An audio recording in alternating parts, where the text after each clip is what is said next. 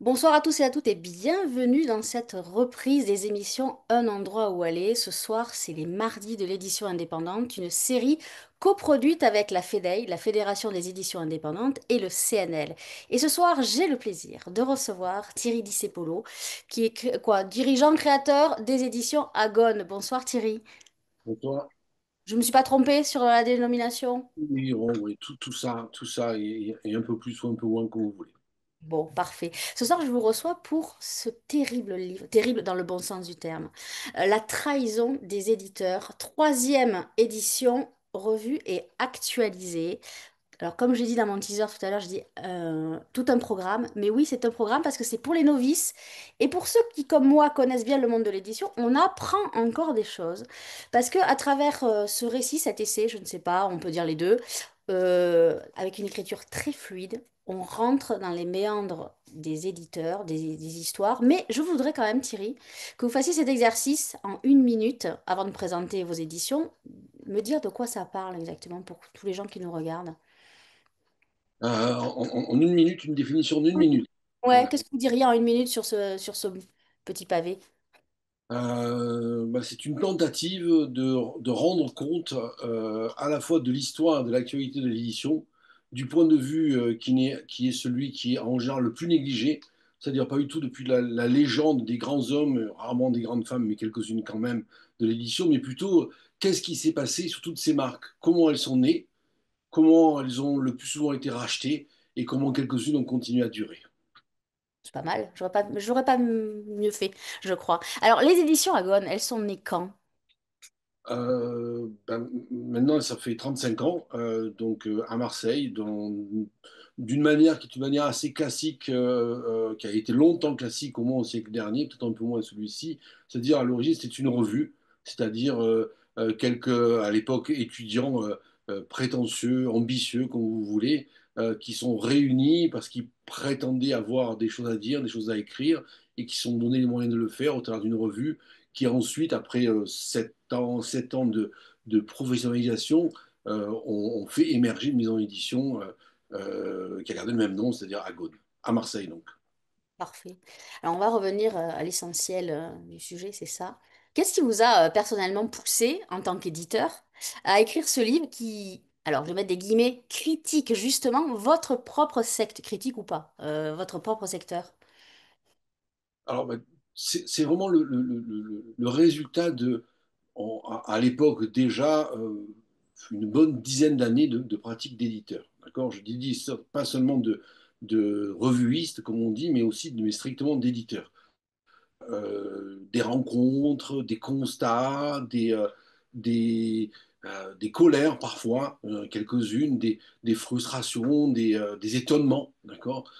Et notamment un étonnement qui est vraiment celui qui est vraiment lui à l'origine du livre, c'est pourquoi est-ce que l'image que je commençais à avoir de l'édition ne correspondait absolument pas, mais je dis bien absolument pas, à celle que j'avais tendance à lire quand je lisais des ouvrages d'histoire ou de sociologie de l'édition.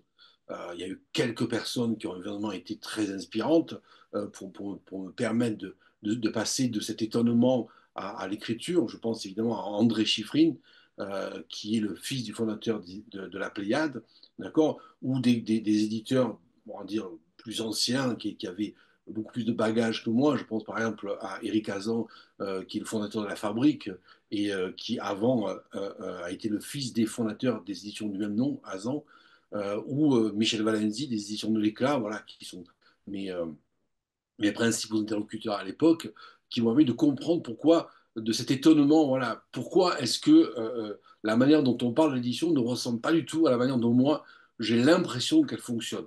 Et surtout, comment j'aimerais bien qu'elle fonctionne et qu'elle ne fonctionne pas du tout, puisque je pense qu'elle dysfonctionnait, déjà à l'époque, je pensais qu'elle dysfonctionnait beaucoup, mais ça n'a fait que s'aggraver avec le temps, et c'est pour ça qu'on est passé d'une première à une deuxième, et maintenant à une troisième édition des mêmes analyses. Pour écrire la première édition, vous avez mis combien de temps? C'est 5 ans de travail à peu près. Alors, euh, évidemment, le métier d'éditeur est un métier qui laisse assez peu de temps, il faut bien l'avouer. Donc tout ça a été fait en marge, a été fait progressivement. C'est-à-dire que un article, puis un deuxième, puis un troisième, puis un quatrième, une conférence sur le sujet. En l'occurrence, il y a eu quand même 4 conférences avec Eric Hazan, communes tous les deux, voilà, invités par des librairies ou des réunions militantes sur ces questions-là. Des rencontres, une première rencontre vraiment importante qui a été à la première session de ce qui est devenu ensuite la FEDIM, qui s'appelait pas la FEDI à l'époque, mais qui était la première rencontre d'édition indépendante qui a eu lieu à Marseille, dans la bibliothèque du département, et où, à la première session de ces rencontres-là, qui était pour moi très, très importante, l'éditeur qui était invité en ouverture, c'était rien d'autre qu'un directeur de collection de chez Gallimard. Et ça, c'est la première, effectivement, étonnement. Des éditeurs indépendants se réunissent, en général ce qu'on appelle des petits éditeurs. Ils se réunissent dans très très loin de la capitale. Ils se réunissent entre, en général, éditeurs qui ne sont pas installés à Paris. Et tout ce qu'on trouve à faire, c'est avoir un directeur de collection de Gallimard pour, on va dire, totem, que vous voulez, ou représentant, et voilà, et donc, ce premier constat, qui a été vraiment important à l'époque, a été déclencheur. Il y a quelque chose qui ne fonctionne pas. Et en l'écrivant, vous avez ressenti, je vais reprendre votre titre, comme une trahison ou un devoir de le faire? Parce que vous y allez fort. Alors, vous avez de l'autodérision. Moi, je tiens à rassurer tout le monde. C'est pas un cours, hein, c'est pas une thèse. C'est vraiment très agréable à lire parce que vous avez une écriture très fluide. Oh, il y a et vous avez de l'autodérision, justement, dedans. Donc ça, c'est bien. Alors, c'est quoi? C'est une trahison ou un devoir, ce livre? On va dire que humblement, c'est un devoir de quelques-uns et c'est la trahison de beaucoup. Voilà. Mais très humblement, au sens où, où où il est difficile, si vous voulez, quand on débarque, j'ai pas d'autre mot, dans un métier aussi ancien, aussi prestigieux, qu'on débarque d'ailleurs pas par la capitale, et ça n'est pas du tout négligeable, qu'on débarque dans une ville qui est très très loin, qui est une ville. Alors, dire ça aujourd'hui, ça n'a pas la même valeur que dire ça il y a 30 ans. Il faut imaginer que en 30 ans, le pays a considérablement changé, la ville de Marseille a considérablement changé. En général, les capitales régionales ont vraiment changé. Donc, mais il faut voir que le monde électoral lui-même, entre il y a 30 ans et aujourd'hui, est très différent du point de vue, au moins, de l'inscription des maisons. Mm. Très peu de maisons hors de Paris, il y a une trentaine d'années. D'accord. Et d'ailleurs, si on rajoute 10 ans, il n'y en a presque aucune. Les premières commencent à émerger. D'accord. Donc ça oblige à l'humilité. Mais l'humilité s'arrête quand on a le genre de vision de l'édition qui a été la mienne, c'est-à-dire un vrai instrument d'émancipation. On ne fait pas des livres pour... alors, il faut bien faire un petit peu d'argent, bien sûr, mais on ne fait pas des livres pour faire du profit. On fait des livres parce que il faut un minimum, c'est un métier de commerce, donc on ne peut pas sacrifier complètement, à moins d'être rentier, on ne peut pas sacrifier cette partie-là. Mais en revanche, la vraie motivation pour le genre d'éditeur, la tradition du genre d'éditeur à laquelle j'appartiens, c'est un travail d'émancipation. C'est diffuser une connaissance, et une connaissance qui a une fonction. Elle ne doit pas distraire, elle doit permettre de comprendre le monde dans lequel on vit. Et avant d'être éditeur, il vous faisait rêver, les Gallimard, les éditions Gallimard, ça vous faisait rêver? Il y a un éditeur que vous avez voulu être éditeur parce qu'il y a un éditeur qui vous a marqué ou qui vous titille un peu, hein, mais... Non, pas du tout, mais c'est assez étrange. C'est pas exactement comme si c'est la première fois que je discute de ce sujet, mais c'est la première fois où on me pose cette question. Euh, En fait, il y en a un seul d'éditeur qui a précédé l'entrée dans le métier. En fait, c'est Maspero. Et Maspero, par un chemin qui est un chemin très particulier, qui est très ancien. J'étais encore au lycée à l'époque, et ma prof de français de l'époque m'a donné quelques livres de ce qu'on appelle la petite bibliothèque Maspero, cette collection qui est une collection mythique dans ce métier. Et c'est là où j'ai commencé à comprendre qu'il y avait un lien entre ces objets, ces objets, la marque qui a à la fois beaucoup de place, voire parfois trop de place, et qui est souvent invisible, celle de l'éditeur, et puis les livres et les auteurs, les thèmes.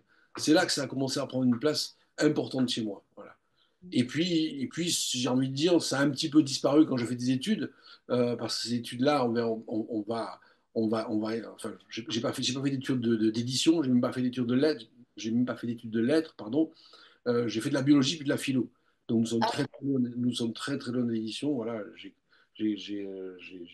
commencé deux thèses dans deux disciplines différentes qui n'ont rien à voir avec tout ça. Euh, donc c'est pas du tout par là que c'est passé. L'entrée dans l'édition à proprement parler, elle commence avec la revue. Où là, je découvre effectivement, comme on dit en sociologie, le champ éditorial. Donc c'est très tardif par rapport à la formation intellectuelle à l'université. Vous regrettez pas d'être devenu éditeur? Oh, quelle question difficile.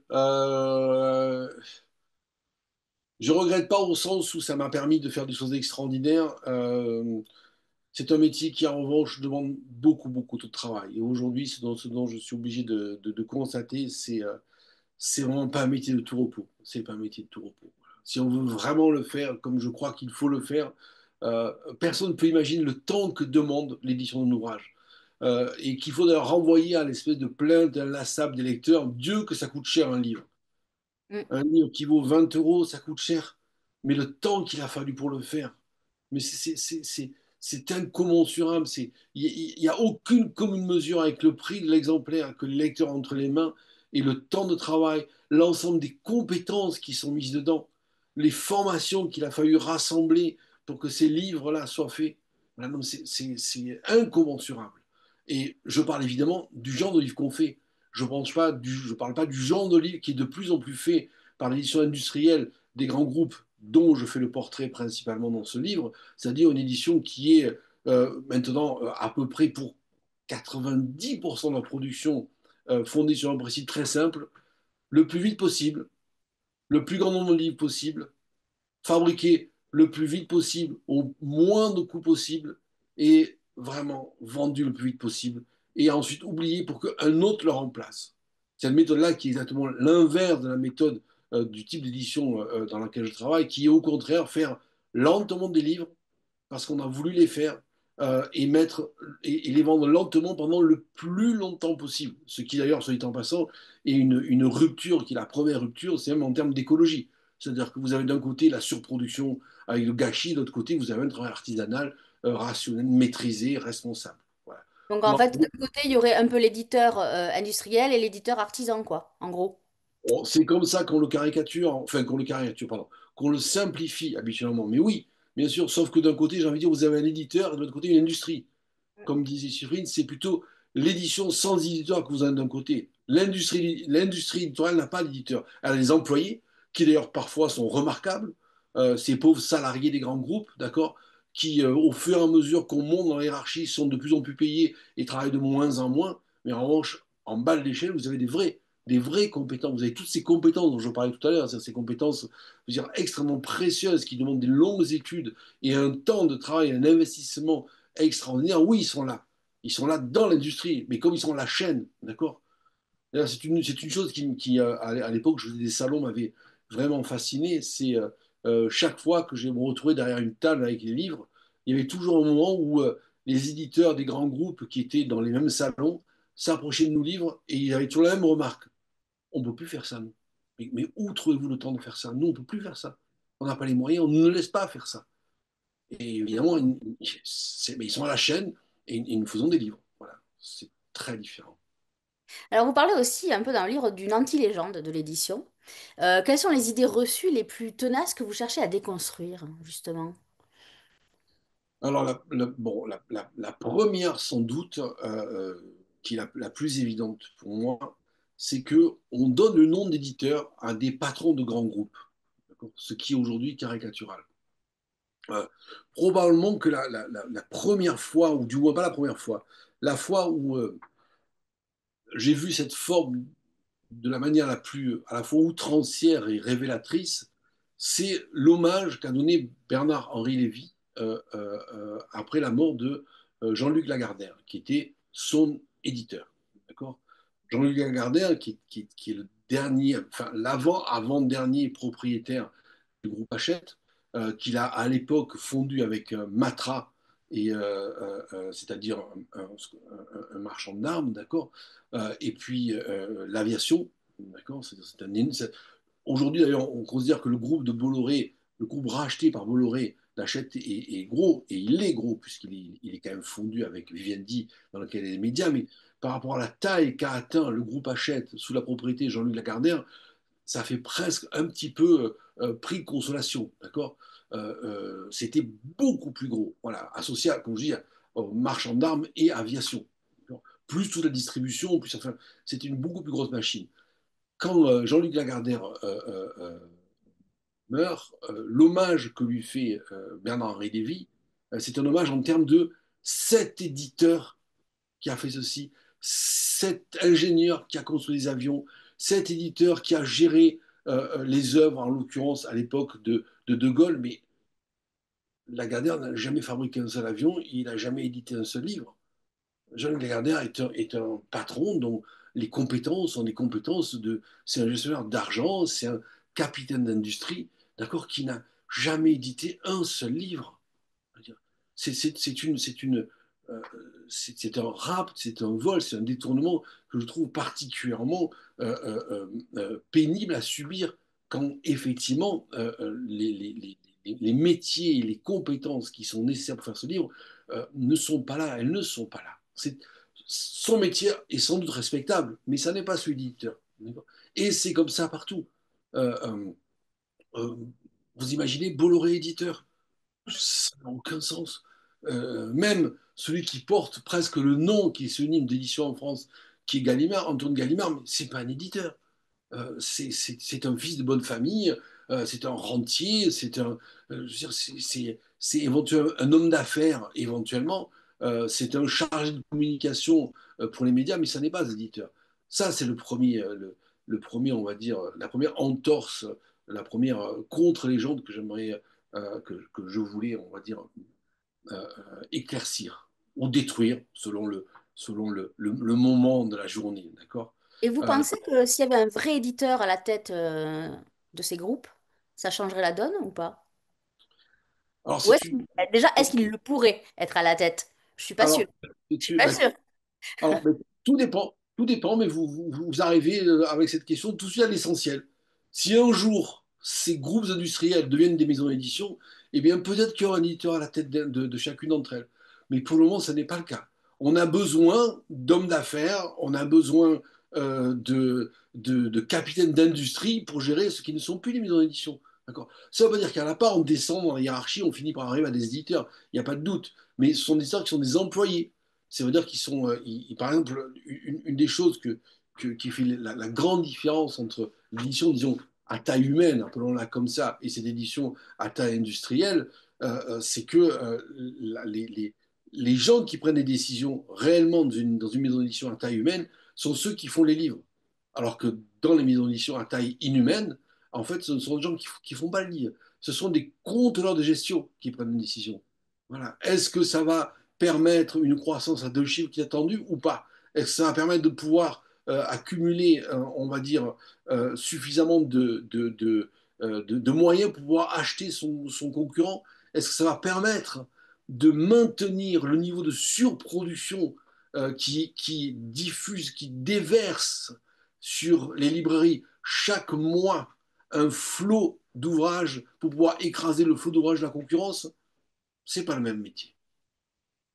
Si, vous avez un discours de libraire? C'est super. Parce que quel regard vous avez justement sur la rentrée? La rentrée, il y avait, je crois, 584 titres. Vous, en tant qu'éditeur, vous trouvez pas que c'est un peu abusé? Alors, j'ai envie de raisonner autrement. En tant qu'éditeur, je n'ai aucune espèce d'idée. D'accord. Très simple, c'est que je ne vais probablement en ouvrir aucun. D'accord. Ah bah, C'est sympa. plutôt. Ah non, non, non, non, non, non, non, Vous lisez pas, vous? ah, moi, je lis des dizaines de livres par an, bien entendu, mais pas cette Pas la production. rentrée littéraire, Jamais, curieusement. jamais, jamais.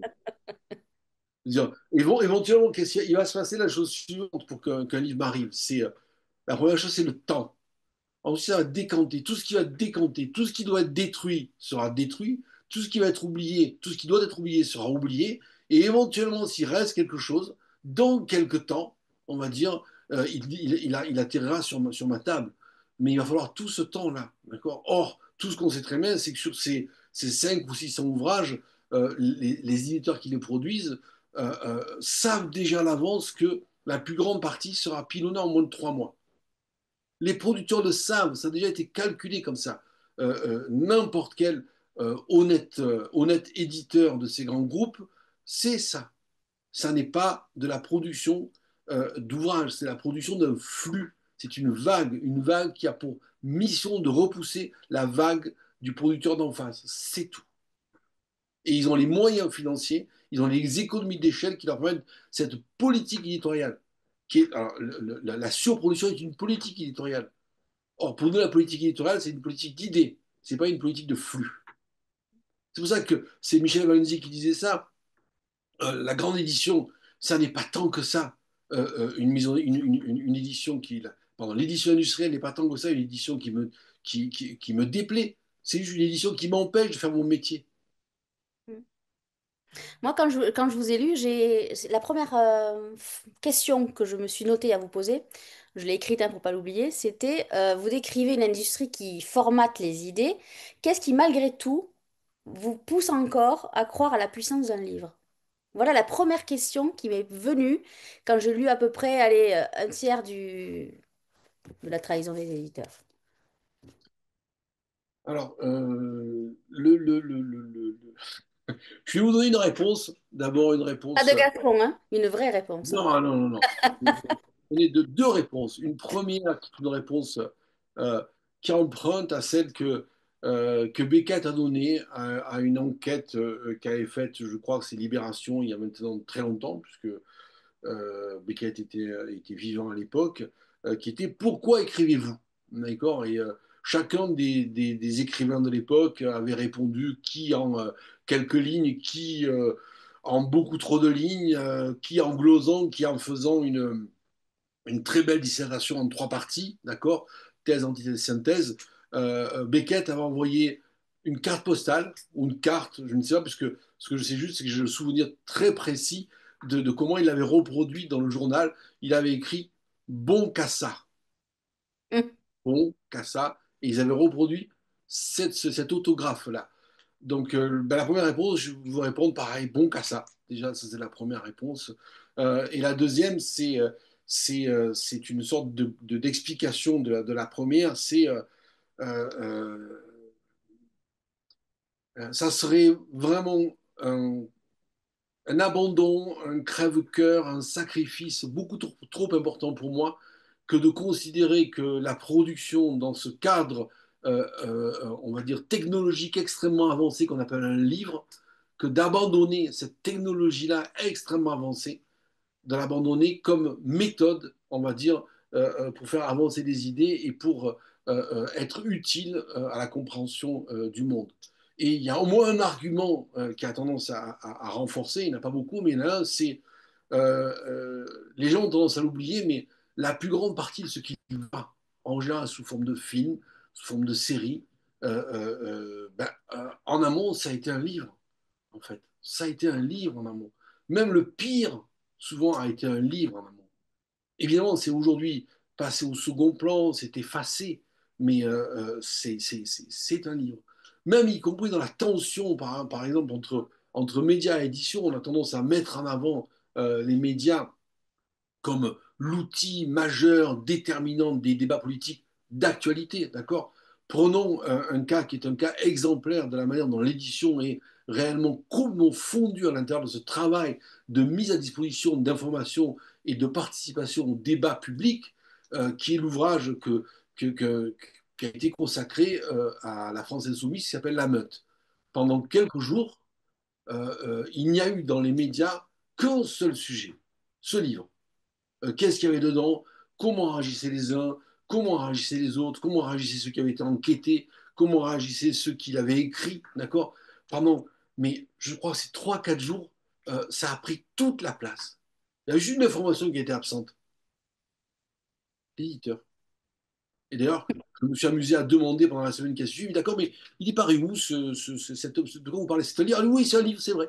Et il est paru où? Ah, je sais pas. Pourtant, c'est bien un livre. Ah oui, tu as raison, c'est vraiment on a oublié ce livre. Ce livre est paru chez Flammarion, c'est-à-dire une marque du groupe Madrigal, c'est-à-dire une propriété d'Antoine Gallimard.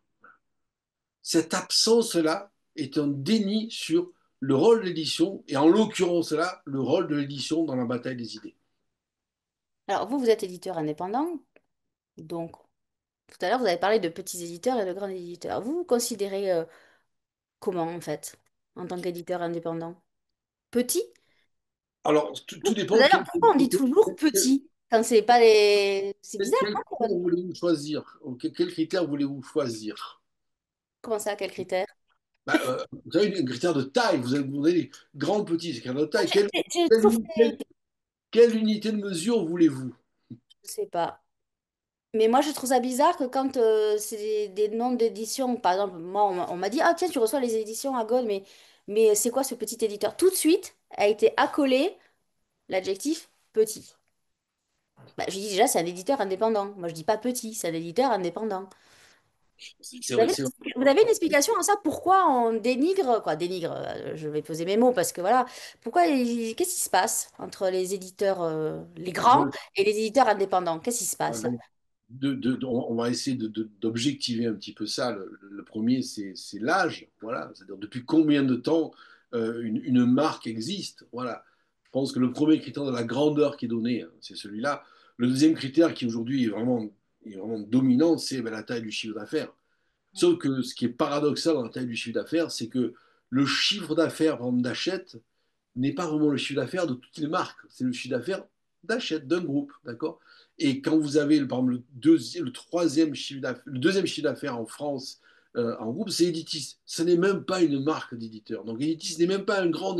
Editis, c'est rien. C'est le nom qui a été donné à un groupe de maisons d'édition que Bruxelles a obligé Hachette à recracher, je n'ai pas d'autre mot, pour ne pas tomber sous le coup de l'accusation de monopole. Donc ça n'existe pas. Média participation, de la même manière, c'est une marque en fait, d'accord. Ça n'est pas un éditeur pour en parler. Les éditeurs sont dessous. Donc ouais, déjà que grand, c'est compliqué, mais c'est à ça que ça fait référence. Voilà. Mhm. Vous avez... Alors moi, j'aimerais bien savoir comment il a été accueilli, ce livre, par les autres éditeurs. On a fait des remarques, on a dit, mais qu'est-ce que tu nous as fait là ou rien, ça a été indifférent. Non, ça n'a pas du tout été indifférent. Le milieu de l'édition est un tout petit milieu, d'accord? Donc, dans le cas de ce tout petit milieu, ça n'a pas laissé indifférent. J'ai au moins plusieurs critères pour le dire. Le premier, évidemment, c'est les retours que j'ai eus des éditeurs indépendants, au moins certains d'entre eux qui ont vraiment, on va dire, louer la démarche, mais au sens où c'est comme si ça faisait longtemps qu'on attendait que enfin quelqu'un mette à jour une évolution qui semblait à l'époque déjà inéluctable de l'édition, c'est-à-dire la concentration éditoriale, et mettre à jour aussi l'ensemble des dysfonctionnements, où on les trouvait, à quoi ils étaient dus. D'accord. À l'époque, si vous voulez, alors, donc en 2011, on est au moment où le bouquin paraît, le premier groupe dont la critique a vraiment passe mal chez certains confrères et surtout dans les grands groupes, c'est la critique d'Actes Sud. D'accord. Parce que, en fait, je vois des gens d'Actes Sud euh, euh, une évolution qui est une évolution vers un groupe standard. Alors même que la communication d'Actes Sud est vraiment fondée sur l'idée de faire disparaître l'idée de groupe. Ils ont même tout un vocabulaire comme ça, d'accord. Ils vont enlever tout le vocabulaire du groupe, des filiales, d'accord, pour essayer de parler d'autres choses, d'accord. Or, pour moi, c'est un groupe en pleine expansion. Ce qu'il a été et ce qu'il a montré par la suite, sans aucun doute, hein. Et là, je ne parle pas, c'est très important, je parle assez rarement de qualité de production, je parle assez rarement de ligne éditoriale. La question qui se pose aujourd'hui doit être vraiment vue en termes de taille. Et la taille, c'est la capacité de nuisance la plupart du temps. Tous ces grands groupes vont publier, j'ai presque envie de dire, à la marge, par hasard, des d'excellents ouvrages, vraiment d'excellents. Des ouvrages que j'aurais d'ailleurs, pour certains d'entre eux, adoré éditer. avec des auteurs qui sont des vrais grands auteurs. Le problème, c'est pas c'est ce 1 millième de leur production qui pose problème, c'est 1 millième de qualité de leur production qui pose problème. C'est que en tant qu'acteurs économiques dans le monde du livre, ils sont nuisibles. Mm. C'est ça la leçon que j'ai tirée. Et cette évidence-là a été appréciée évidemment par pas mal d'éditeurs indépendants. Évidemment, beaucoup moins par les gens qui étaient critiqués. Mm. Directeur de collection de grands groupes, auteur, éditeur indépendant qui à l'époque, et il continue encore maintenant, avait une sorte d'habitude un peu étrange, c'est-à-dire que en tant qu'éditeur indépendant, ils étaient très heureux, et le jour où ils étaient rachetés, ils étaient encore plus heureux, comme s'ils ne savaient pas à quel point le rachat de leur maison par un grand groupe leur a apporté un bonheur vraiment indicible. Et je trouve ça un petit peu curieux, voilà, cette espèce de mauvaise habitude qui est de considérer que la perte d'indépendance était en fait un gain d'indépendance. On avait presque l'impression de lire une mise en application des paradoxes de 1984 de George Orwell dans le comportement de ces ex-éditeurs indépendants. Et le titre, il vous est venu tout de suite, parce qu'il y a le mot trahison qui est quand même très fort. Moi, quand j'ai vu le titre, je me suis dit, ah, là, je vais adorer ce livre. Et effectivement, je trouve qu'il porte bien son nom. Il est venu tout de suite, le nom, ou c'est une Je réflexion peux après? vous dire exactement la date à laquelle il est venu parce qu'elle est facile à se souvenir. Elle est venue le premier jour d'ouverture du Salon du Livre de Paris de 2010. D'accord? En descendant du tram à la porte de Versailles, autant que je me souvienne, et à un moment où je me suis retrouvé devant cet immense hall, d'accord? C'est là qu'est me venu le titre, La trahison des éditeurs, avant d'entrer dans le Salon du Livre de Paris. Et évidemment, c'est un titre qui vient d'un livre qui est assez, enfin d'un livre qui est le grand pamphlet des années 30 de Julien Benda, qui est La trahison des clercs. C'est une traduction de La trahison des clercs de Julien Benda. Les meilleurs titres sont souvent de toute façon la reprise d'un poncif. C'est un poncif qui a été détourné. Voilà. Alors, je voudrais le montrer, mais je vais le montrer à l'écran parce que il y a une carte. Alors, je ne vais pas la déplier, sinon on verra plus l'écran. Je vais vous la montrer à l'écran parce qu'il y a quand même, ça, c'est un travail. Et on en parlait tout à l'heure, mais un truc de dingue. Je crois que ça a un peu tourné sur les réseaux sociaux. Là, voilà. Vous la voyez à l'écran, je pense. C'est la carte. Est-ce que vous pouvez l'expliquer rapidement, Thierry? Vous la voyez ou pas? Oui. Moi, j'en vois très bien, oui, oui, j'espère que tout le monde la voit. Mais ouais, ça veut dire que j'ai même pas besoin de la voir pour tout vous dire, d'accord? Ouais, vous la connaissez par cœur, hein, c'est ça. Moi, il y avait des maisons d'édition que je ne connaissais même pas. Donc, j'ai appris plein de choses. Vous voyez? C'est normal. Là. Et encore, là, vous n'avez que des maisons d'édition de littérature générale. Ouais. Il a fallu réduire donc quelque chose qui va être, à mon avis, à peine un tiers. Vous avez à peine un tiers de la sphère de l'édition indépendante là-dedans, puisqu'il n'y a ni les jeunesses, ni la BD, ni les beaux livres, d'accord, ni les livres pratiques. Donc, Euh, en haut à droite, c'est le groupe Hachette, hein, parce que je crois qu'on voit pas bien. voilà. Donc, À gauche, c'est Albin Michel. Madrigal au milieu. Après, là, c'est quoi? C'est Média Participation? Non, c'est quoi? Ah non, oui. c'est Actes Sud. Actes Sud, en dessous de d'Hachette. Alors, la manière dont c'est fait, si vous voulez, c'est que nous avons fait un choix qui est un choix double. La première, c'est qu'au même niveau sont inscrites toutes les marques qui continuent aujourd'hui à être en activité. Donc, les marques en activité sont les marques des grands groupes, donc Hachette, comme marque propriétaire, mais vous avez aussi tous les indépendants au même niveau. Chacun a droit à son, à son petit soleil, d'accord? Il y a des tout petits soleils quand c'est une petite maison, et il y a des grands soleils quand c'est des grandes maisons. Voilà. Et c'est par chronologie. C'est-à-dire qu'en haut, pourquoi Hachette est en haut? Parce qu'Hachette est la plus ancienne marque encore en activité, 1826.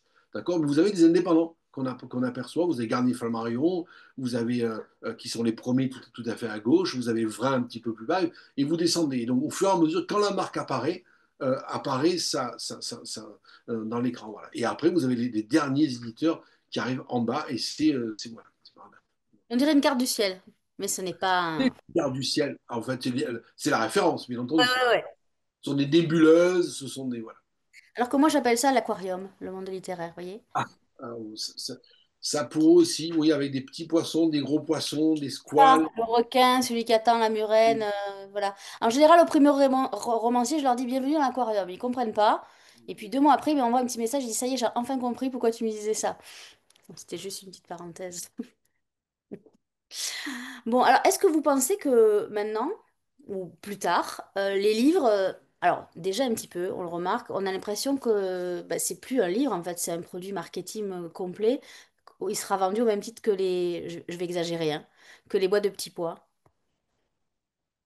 Alors, Est-ce qu'on va en arriver là? je pense, en un certain sens, on est déjà là. Il n'y a pas de doute. C'est-à-dire que, mais sauf qu'on est déjà là, pas pour tous les livres. Euh, Je veux dire qu'il y a un casting? Parce que non, le c'est pas un casting, casting. il existe dans ce livre. C'est un casting, mais essayez de ramener à une chose qui est beaucoup plus simple. L'univers du livre, vous le ramenez à n'importe quel univers. Vous avez parlé de petits pois, mais vous pouvez aussi parler de pain, par exemple.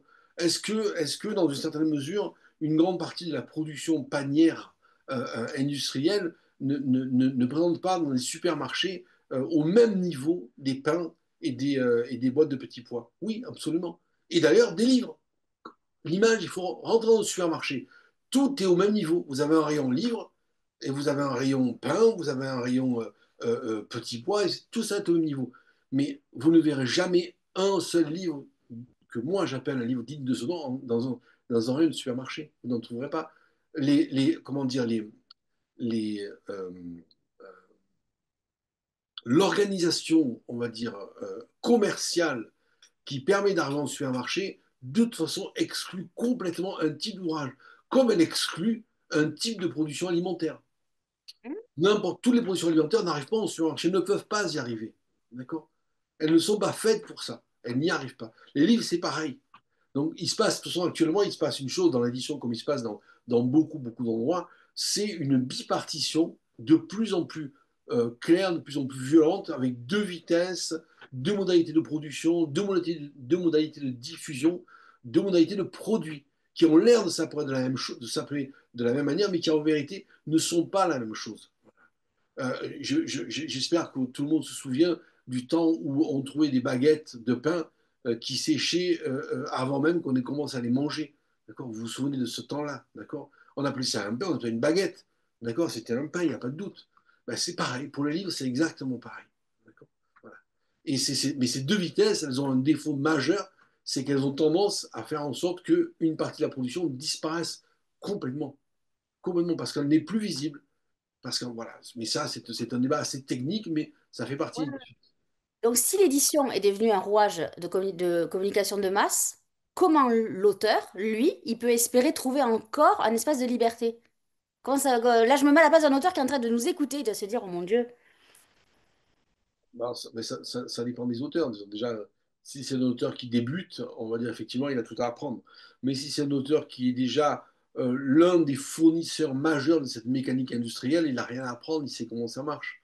C'est une grande. Alors, on ne va pas donner de nom parce que d'abord, ça obligerait à expliquer qui que quoi, et il ne s'agit surtout pas de personnaliser, d'attaquer tel ou tel, si vous voulez, mais vous voyez très bien, et je m'adresse à un professionnel, enfin une professionnelle ici en l'occurrence, vous voyez très bien que un certain type d'auteur produit, on va dire sur mesure, un type d'ouvrage qui est destiné à finir en supermarché. Juste avant, par exemple, il est destiné à finir en prix littéraire. Quelqu'un n'a pas un prix littéraire par hasard. Il n'y a pas de hasard sur les prix. Les prix sont une production, je veux dire, qui est vraiment aujourd'hui calibrée. Il y a un ouvrage qui est sorti il y a quelque temps, deux autrices. euh, euh, euh, c'est un ouvrage sur la littérature à son stade industriel. D'accord. C'est Inès Solsolal est une éco-autrice et l'autre nom m'échappe. C'est terrible. Euh, c'est un nom chinois, mais ça m'échappe actuellement là. Et j'ai honte de moi, désolé. Pas Donc, grave, ça peut arriver à tout. oui, mais non, c'est important. Parce que justement, je n'ai jamais rencontré, je n'ai rencontré qu'une des deux. J'ai travaillé avec elle, son nom m'échappe à l'instant. Bref, elles ont produit une analyse qui est extrêmement intéressante parce qu'elle montre comment, à l'intérieur de la production de littérature, il y a maintenant, de manière claire, une préparation des auteurs pour qu'ils puissent fournir les textes qui vont pouvoir entrer dans les canons d'industrialisation de la littérature avec des formations, avec du travail, on va dire en amont. Et c'est extrêmement intéressant parce que leur prochain travail, c'est un travail sur l'intelligence artificielle pour montrer que en fait, tout se passe comme si on était en train de préparer les lecteurs à lire des livres qui ne sont plus fabriqués par des auteurs, mais par des machines. Mais entre les deux, il y a cette espèce d'intermédiaire qui est un auteur, qui est encore un auteur, mais qui a tellement été formaté qu'il écrit presque déjà comme une machine. D'accord. Moi, je suis pas d'accord. Il y a débat là. Alors, moi, je ne suis Il va pas y avoir d'accord. débat. Je suis pas d'accord parce que déjà, voilà, sur les prix littéraires, là, ça se discute. Il y a les prix littéraires qui sont avec des professionnels, mais après, quand on prend par exemple le livre du prix, le prix du livre Inter, c'est quand même des lecteurs qui votent. Et là, je suis pas certaine que, y ait des petits arrangements entre amis. On va appeler ça comme ça. Après, je suis pas sûre non plus que tout. Alors, certains auteurs, alors je vais la citer, Leila Slimani, effectivement, mais ça n'est pas caché, Chanson douce provient d'un travail, d'un atelier de chez Gallimard. D'accord. Mais je suis pas certaine que tous les auteurs soient formatés pour écrire ce que, ce que vous venez de dire là. Mais après, l'intelligence artificielle, vous en pensez quoi, vous? Alors, Un drame, hein, c'est quoi? déjà, pour répondre à votre question précédente, j'ai jamais eu tous les auteurs. Il ne s'agit pas de quelques Oui, auteurs, c'est les évident. auteurs. Je parlais de ceux dont on entend le plus parler, et même dans ceux dont on entend beaucoup parler, il y en a évidemment qui ne rentrent pas dans ce cadre-là. Je parlais d'une tendance générale et qui est intéressant à analyser, tel que le font ces autrices, comme une tendance générale du marché de l'édition, voilà, de l'industrialisation, y compris de la production de textes et pas seulement des livres. Euh, Quant à l'IA, je ne suis pas du tout un expert, je vais juste vous donner un point de vue qui est un point de vue. Ah, mais oui, vous pensez que ça va vraiment arriver dans le monde de l'édition, l'IA va prendre le dessus sur... Si la question elle est très simple, c'est déjà arrivé, Oui. absolument, c'est déjà arrivé, il n'y a pas de doute. Sauf que ce qu'on espère juste, c'est que ça restera l'outil que ça doit être. C'est un outil de plus. Je veux dire, si ça reste un outil, il n'y a pas de problème. Si c'est un outil qui devient un instrument de standardisation d'une industrie, une accélération des capacités industrielles de la grande édition, de l'édition industrielle, bon, dans ces cas-là, effectivement, ça sera. Puis je suis pas devin. Je me contente de regarder Moi ce non qui. plus, hein. Voilà. Là, on est à la troisième édition. Vous pensez qu'elle sera quand, la quatrième? Vous pensez qu'il va y avoir encore des mouvements, que ça va changer Vous il va y avoir savez, des gros changements encore? On n'est pas à l'abri de nos surprises? oh, ben, la réponse est déjà donnée, c'est-à-dire que depuis que le livre est paru, il y a déjà eu deux achats non négligeables. Le Oui. groupe Menzies a été racheté par le groupe Madrigal et le groupe Menzies a été racheté par le groupe Albin Michel et le groupe Bourgois a été racheté par le groupe Madrigal.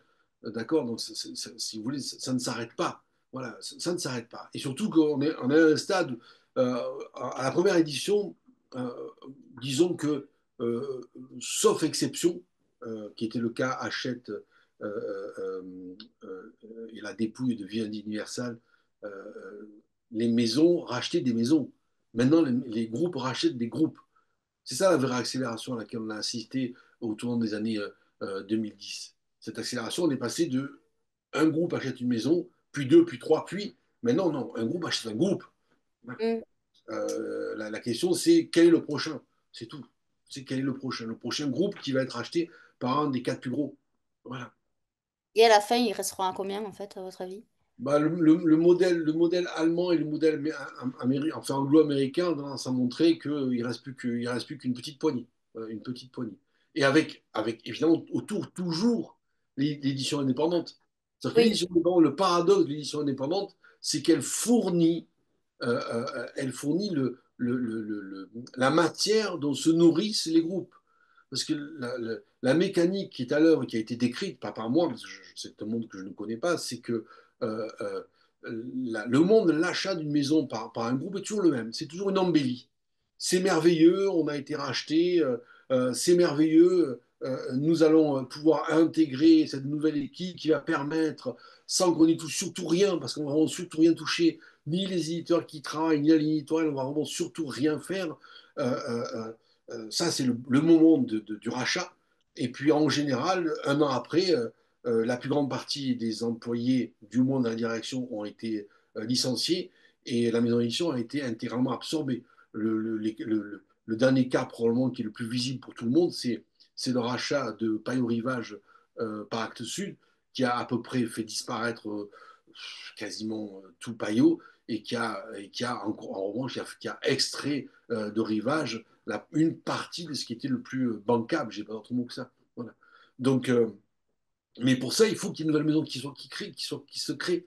Elle se crée parce que les grands groupes stérilisent et ils ont besoin à nouveau de maisons de maisons fraîches, neuves, jeunes, de jeunes confrères, comme disait Antoine Gallimard, pour pouvoir se régénérer. En fait, si vous voulez, l'édition indépendante, c'est un peu la dialyse des vieillards, si vous voulez, de l'édition. C'est un petit peu ça.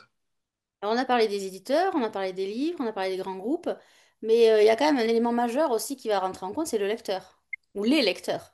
Parce que les lecteurs, ils ont quand même aussi un rôle à jouer là-dedans. Le lecteur a plus qu'un rôle à jouer, mais le lecteur, c'est justement les lecteurs et les lectrices sont justement celles et ceux à qui on s'adresse en vérité. Parce que quand ils On, on- s'emparent d'un livre, les lecteurs, c'est comme un libraire, quand il s'empare d'un livre, ça fait un truc de folie, parfois.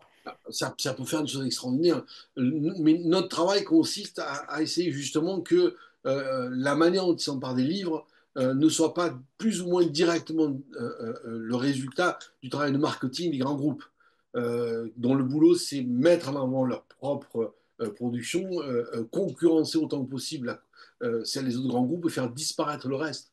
Et parmi le reste qui disparaît, ce que les confrères éditeurs indépendants et moi-même faisons, c'est des ouvrages qui leur permettent de réfléchir autrement, de penser autrement, de regarder autrement le monde dans lequel ils vivent. Donc c'est ça la force des éditions indépendantes. Je ne sais pas si c'est la force, mais au moins c'est la fonction. C'est du moins tel que je la vois. C'est-à-dire, euh, oui, c'est la fonction. Comment vous êtes distribué, vous, les éditions Agone, dans les librairies? Oh, là-dessus, si vous On voulez, on vous aujourd'hui, trouve facilement, c'est-à-dire que si là, ce soir, demain matin, quelqu'un nous a regardé, nous a trouvé formidable, ça je ne oui. sais pas, et a envie d'aller acheter La trahison des éditeurs, est-ce qu'il va le trouver facilement en librairie? Alors, déjà, tout dépend du type de librairie auquel il va avoir accès. C'est-à-dire ça va dépendre vraiment de ça. Alors, évidemment, le livre maintenant est sorti il y a plus d'un an. Donc, vous savez très bien que la présence d'un livre en librairie aujourd'hui, c'est quelques mois. C'est quelques... Attention, attention, là, c'est vous adressez à un libraire. Un libraire va vous dire qu'un livre n'a pas de date de péremption, ce n'est pas un yaourt. Après, En la théorie, force d'une librairie, c'est le fond. Et pour moi, ça, c'est un livre du fond. Ou alors, et, je change de métier, mais ça, c'est un livre de fond. oui, ben, alors, donc, il va falloir discuter avec vos libraires parce que je vous garantis que ce livre-là, si c'est un livre de fond tel que vous le dites, eh ben, je l'aurais déjà réimprimé alors que le premier tirage, qui était pourtant conséquent, n'est toujours pas épuisé. En théorie, oui. En pratique, non. Mais je veux dire, mais en revanche, il y a des tas de libraires qui l'ont. Je veux dire, on en vend tout le temps, ils se vendent assez régulièrement, mais une librairie de quartier dans une grande ville, non, il n'y a aucune chance. Il y a très peu de chance. En revanche, la, la, la, la, la la réalité du monde de la librairie fait que c'est commandable entre 48 heures et une semaine, ils ont au maximum. Évidemment, c'est disponible partout. C'est-à-dire que, voilà. Et le livre, d'ailleurs, aujourd'hui, ces livres de fonds qui sont présents dans les grandes librairies de fonds sont commandés à l'exemplaire par des librairies qui ne sont pas des librairies de fonds, qui ont des espaces plus réduits, qui font d'autres choix. Mais évidemment, ce livre-là est disponible à la librairie qui est ma librairie de quartier, en l'occurrence de village, tout à côté, bien sûr. Voilà. On va Pour trouver. ceux qui seraient impatients, d'ailleurs, je le rappelle, sur le site, un endroit où aller, en dessous sur la page consacrée à cette rencontre, vous avez un lien pour acheter en ligne, ça redirige sur les éditions Agone, ou alors vous géolocalisez dans toute la France, c'est chez un libraire indépendant. Donc vous pouvez aussi l'acheter ce soir, si vous voulez pas. Ça, c'est la- Voilà, ça c'est important.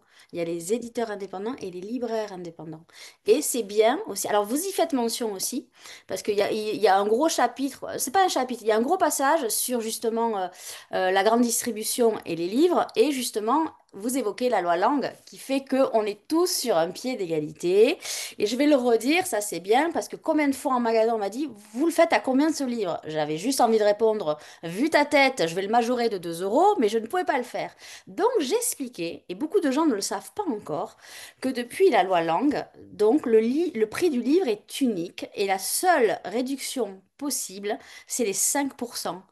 Donc voilà, qu'on peut faire dessus. Donc si vous le payez encore moins cher, ça veut dire que votre livre est un livre d'occasion. Je parle sous contrôle d'un éditeur. Voilà. Et ça, c'est très important.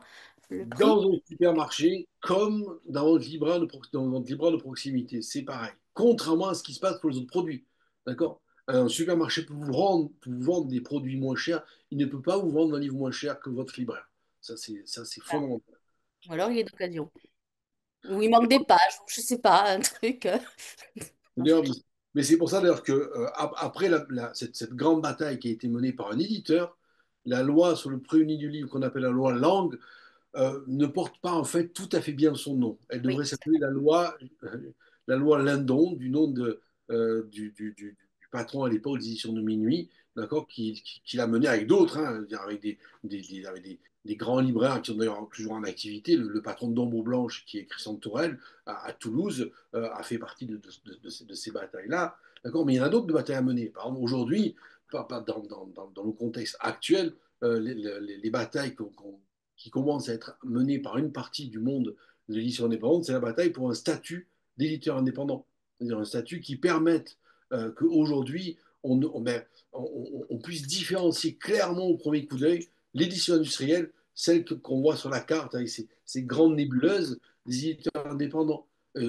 Des critères alors, qui sont d'ailleurs donnés par le Centre national du livre et le ministère de la Culture. Ce sont des critères élémentaires, extrêmement simples. ça serait quoi? Bah, le premier, c'est Un logo? oh non, non, non, non. Ça, ce serait plutôt un statut, non. Moi, la manière dont on le voit, ça serait vraiment un statut constitutionnel. Voilà. C'est-à-dire, Mm.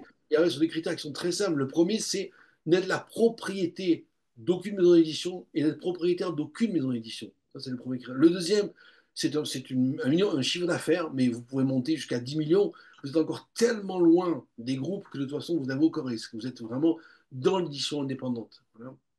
Vous avez tout le monde. Et évidemment, associé à ce statut, eh bien, des avantages fiscaux qui sont indispensables, et notamment, par exemple, un statut particulier pour des tarifs sur le prix, sur tarifs postaux sur l'expédition de livres. Le livre est économiquement quelque chose qui ne rentre plus du tout dans les coûts postaux. Ça ne marche plus du tout. Après, vous avez aussi tout un critère, c'est pourquoi est-ce qu'on a lâché complètement la publicité pour les livres. Vous vous souvenez, j'imagine, que ça ne fait pas si longtemps que la publicité pour le livre est autorisée. Or, la Oui. publicité est un accélérateur de consommation. Voilà. Vous avez tout un tas de critères qui vont être associés au statut d'éditeur indépendant, dont par exemple celui de la production. On est dans un moment où il y a un discours extrêmement fondé, extrêmement important sur la question du gâchis. Or, aujourd'hui, l'édition industrielle, c'est une machine à gâchis qui pilonne 13, 14, 15, 20% de la production de manière, on va dire, programmée. Donc, évidemment, s'impose, comme ça s'impose dans ce genre de cas, ben, une taxe à la surproduction. Celui qui surproduit doit payer. Voilà. Tout un tas de critères, voilà. Y compris dans les aides publiques. Les aides publiques sont très étranges. Que les aides publiques de l'État, c'est-à-dire celles qui est issue des impôts, s'ajoutent au chiffre d'affaires démesuré d'une poignée de grands groupes est une anomalie complète, complète, puisqu'on connaît leur rôle économique, on sait quelle nuisance ils constituent aujourd'hui. Et donc la chose vraiment importante avant tout, c'est commencer à couper justement entre ce métier et ce qui n'est plus un métier d'éditeur. Mais c'est une bataille en cours et on espère bien qu'elle sera menée et qu'elle sera gagnée comme la bataille sur le prix unique. Voilà. Ben, j'espère aussi. Alors, l'émission touche à sa fin. Moi, j'étais ravie de vous recevoir. Pareil. Moi, cet après-midi, j'ai relu des passages. On peut le lire, on peut le poser, le reprendre, machin, on peut le relire. Moi, vraiment, je vous engage, amis lecteurs, à aller acheter La trahison des éditeurs.